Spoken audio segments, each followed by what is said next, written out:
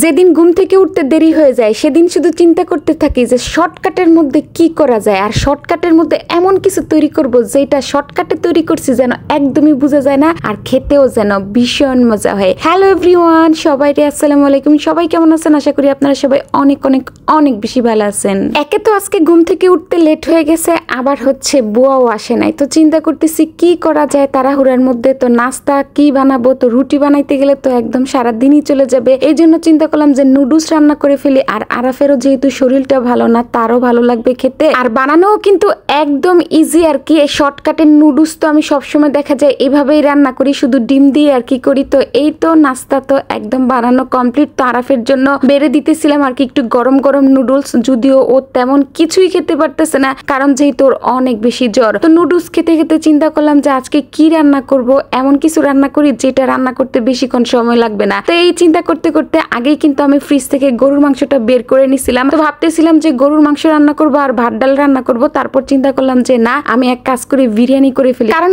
অনেক দিন ধরে আমাদের বিরিয়ানি খাওয়া হয় না। তো মাংসগুলো একদম ছোট ছোট পিস করে কেটে নিলাম আর কি। তো এখন একদম ভালো করে যত মশলা টসলা দিতে হয় সব কিছু দিয়ে ভালো করে আর কি মেরিনেট করে রেখে দিব। তো মেরিনেট করে বেশিক্ষণ রাখবো না, যেহেতু আসলে সময় নেই। তো আমি কিন্তু বেশিক্ষণ রাখিনি, 10-15 মিনিটের মতো আর কি রাখছিলাম। এই যে আমার পেঁয়াজটা ভাজা ভাজা হইতে যতক্ষণ লাগে আর কি, আর যেহেতু আসলে সময় ছিল না এই জন্য চিন্তা করলাম যে প্রেসার কুকারে দিয়ে দিই। প্রেসার কুকারে দিলে তো বেশিক্ষণ লাগবে না, হাইস্ট হলে 10-15 মিনিট লাগবে আর কি। আর যেহেতু ছোট ছোট করে মাংস কাটছি, সেই সাথে লেবু দুধ দিছি, এই জন্য কিন্তু এটা আরো তাড়াতাড়ি সিদ্ধ হয়ে যাবে। যাই হোক, এই তো রান্না বান্না বসিয়ে দিয়ে তারপর চিন্তা করলাম যে বারান্দাটা একটু ভালো করে পরিষ্কার করে নেই। তো এই দিক দিয়ে কিন্তু আমার অলরেডি ঘরটার পরিষ্কার করা কমপ্লিট হয়ে গেছে। তো বারান্দার মধ্যে এসে দেখি একদম ধুলায় ভরে গেছে। বারান্দাটা সকালবেলা ঝাড়ু দিলে বিকেল বেলায় একদম ধুলায় ভরে যায়, কারণ পাশেই আর কি আমাদের একটা ছাদ, মানে অন্য বাসার ছাদ আর কি। তো ওই বাসা থেকে দেখা যায় একদম ওই ছাদ থেকে একটু বাতাস হলে উড়ে একদম ধুলাবালি সব চলে আসে। আর এই তো বারান্দাটা কিন্তু আবার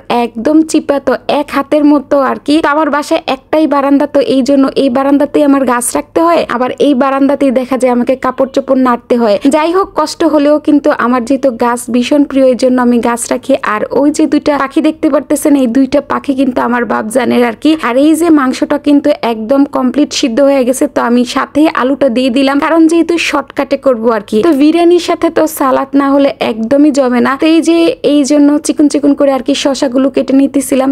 সালাদ তো আমাদের এমনিতেও ভীষণ প্রিয়, আমরা কিন্তু ভাত দিয়েও সবসময় সালাদ খাই।